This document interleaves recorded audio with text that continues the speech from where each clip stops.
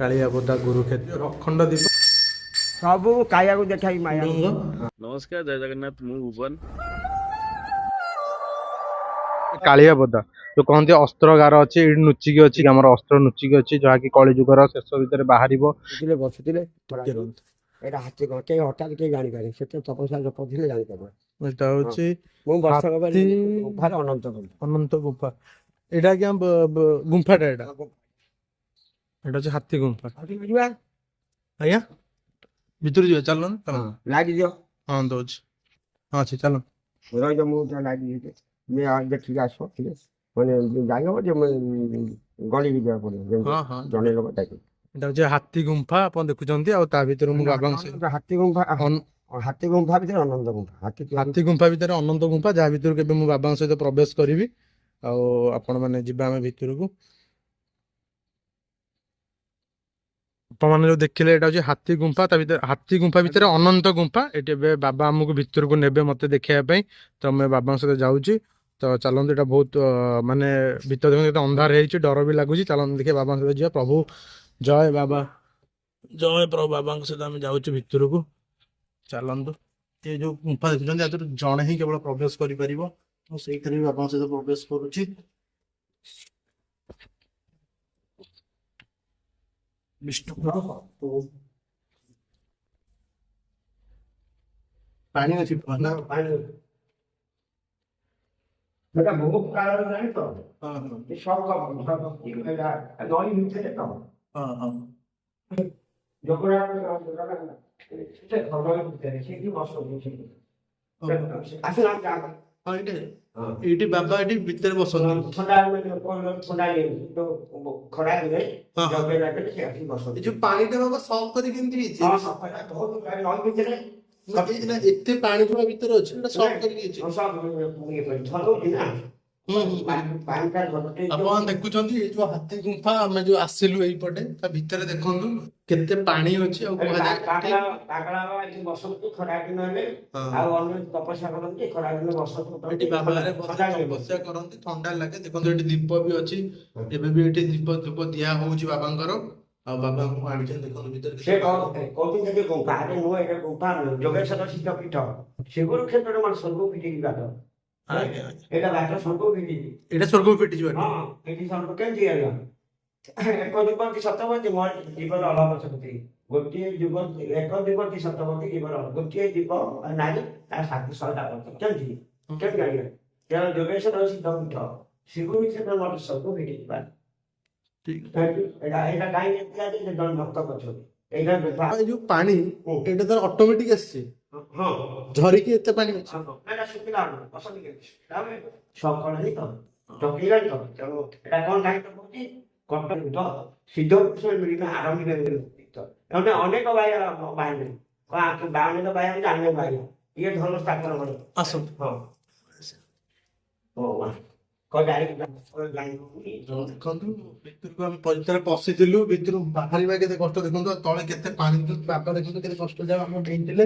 ବାବା ମତେ ଏବେ ବାହାରକୁ ଆସିବା ପାଇଁ ବହୁତ କଷ୍ଟରେ ଆମେ ଆସିଛୁ ବାହାରକୁ। ଦେଖନ୍ତୁ ବାବା କେତେ କଷ୍ଟରେ ଆସୁଛନ୍ତି, ମାନେ ଭିତରୁ ପଶିଥିଲୁ ଆମେ, ତା ଭିତରୁ ବାହାରୁଛୁ। ଦେଖନ୍ତୁ କୋଉ ଭଳିଆ ଦେଖିଲେ ପାଣି ହେଇଛି, କୋଉ ଭଳିଆ ଭିତର ଜାଗାଟା ଅଛି। ଏଇ ଜାଗାରେ ତପସ୍ୟା କରନ୍ତି, ଏ ଜାଗାରେ ବାବା ବାବା ଏଠି ବସୁଥିଲେ, ତପସ୍ୟା କରୁଥିଲେ, ଥଣ୍ଡା ନିଅନ୍ତି। ଜାଗାଟା ଦେଖନ୍ତୁ, ବର୍ଷା ଦିନରେ ଖରା ଦିନେ ଥଣ୍ଡା ଜାଗାଟା। ସେଟା ଲେଖା ହେଲା କଟକ ଯୁବରା ଆଣିକ ତଳେ ମହାନଦୀ ବାଲିକୁ ତ ସିଦ୍ଧ ମିଳେ ଆରମ୍ଭ। କୋଉ କାଳୁ ଲେଖା ଅଛି? ଏତେ ନୂଆ ନୂଆ କଥା କେତେ କାଳୁ ଲେଖା ହେଇଛି ପୁଥା। କାଳିଆବୋଦା ବ୍ୟବସ୍ଥା ଇଏ ଗୋଟେ ପାଖଣ ଗାର, କାଳିଆବୋଦାରେ ମିଳେ ଟଳିବ କାଏ ଏଇ ଜାଗା ବସେ ଗୁମ୍ଫା ଅଛି, ଇଏ ଅଛି ତିନିଟା ସିଦ୍ଧ ପୀଠ ହେଇ ଯାଉନାହାନ୍ତି। ଏଟା ସିଦ୍ଧ ପୀଠ, ଏଠି ବାବା ବସି ସିଦ୍ଧ କରୁଥିଲେ ଖରା ଦିନେ। ସିଦ୍ଧ ଏଠି ବାବା ବସୁଥିଲେ, ଯୋଗ କରୁଥିଲେ। ଯୁଗ ଜନ୍ମ ଯୁଗ ପୁରୁଷ ଯୁଗ ସତ୍ତା। ସେ ମା ପେଟରୁ ଜନ୍ମ ହେବା ପୂର୍ବରୁ ମାକୁ କହିଛନ୍ତି ମୁଁ ଯାଉଛି ବୋଲି, ପୁଣି ଜନ୍ମ ହେବା ପରେ ବି କହିଲେ ମୁଁ ଏଠି ଗୋପ ଯାଉଛି, ପାଟଣା ଯାଉଛି, ସବୁ ଯାଉଛି। ଆଉ ତାଙ୍କୁ କଣ ତମେ କହିବ ସିଦ୍ଧ ବୋଲି? ସେ ଯୋଗ ଜନ୍ମା ବ୍ରହ୍ମ ସିଏ, ତାଙ୍କୁ ଆମେ କଣ କହିବା ସ୍ୱପ୍ନ ସିଏ, ତାଙ୍କୁ କଣ ସେ ଯୁଗ। ସମସ୍ତେ ମହାପୁରୁଷ ଆସିଲେ ତଳେ ତଳେ ତଳେ ଆସିଲେ ତାଙ୍କୁ ଚେତା ହୁଏ ହେଲା, ତାଙ୍କ କଥା ମନେ ପଡେ। ଯୁଗ ଜନ୍ମା ଯୁଗ ପୁରୁଷ ମାନେ ଯୁଗ ସତ୍ତା।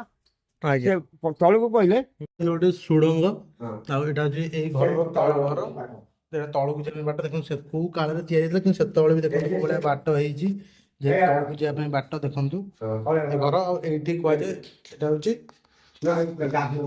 ଶୟନ ଗାଦି ଯିଏ ଅଛନ୍ତି ମାନେ ଇଏ ନୁହେଁ ହେଇଟି ଆଜ୍ଞା 13ଟା ଜିଲ୍ଲା 13ଟା ଜିଲ୍ଲା ଗାଦିର ରାଜା ରାଣୀ ମାନେ ଏଠି ସ୍ନାନ କରନ୍ତି ଏଇଟା ତାଙ୍କର ପାଇଖାନା ଲାଟିନ୍ କରେଟା ଏଠି କୌଶଳ ଜାଗା ଅଛି ଏଇଟା ପାଇ ସେତେବେଳେ ଏଇଟା ହେଇଥିଲା ବାବାଙ୍କର ନା ଏଇଟା ତଳ ରୁମକୁ ଯିବା ପାଇଁ ରାସ୍ତା ହଁ ଆଜ୍ଞା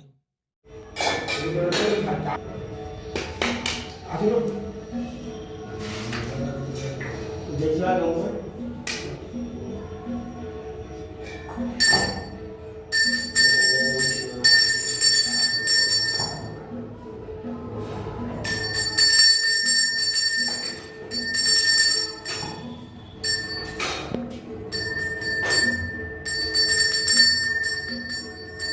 ଆପଣ ଦେଖୁଛନ୍ତି ବାବା ଏଠି ଆମ ଦୁନିଆ ଆଗରେ ଟିକେ ହୋମ କରୁଛନ୍ତି ଆଉ ଇଏ ହେଉଛି ସେଇ ମାଳିକା ବର୍ଣ୍ଣିତ କାଳିଆବୋଦା ଗୁରୁକ୍ଷେତ୍ର ଆମ ଟୋଟାଲ ଗୁରୁକ୍ଷେତ୍ର ବୁଲିଲେ ଏଠି ବାବା ଏବେ ଆମ ହୋମ କରିବେ ଦେଖନ୍ତୁ ଟିକେ ଘିଅ ଜାଳିବେ ପ୍ରଭୁ